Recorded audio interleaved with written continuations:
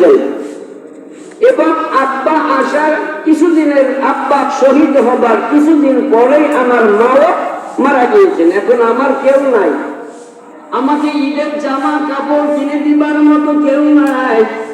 এই দুঃখে কাঁদতেছি। কত বাচ্চারা নতুন পোশাক পরে বাবার হাত ধরে ধরে হাঁটতে হাঁটতে ঈদগার ময়দানে যায়।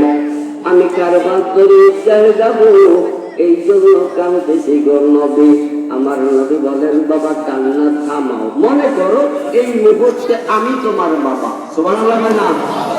এই মুহূর্তে আল্লাহর নবী বলেন, মনে করো আমি তোমার বাবা, ফাতেমা তোমার বোন, আয়েশা সিদ্দিকা তোমার মা, তুমি নবী পরিবারের সদস্য। যদি রাজি থাকো তাহলে বলো। বাচ্চাটা ডাক দিয়া বলে, ইয়া রাসূলুল্লাহ ইয়া হাবিব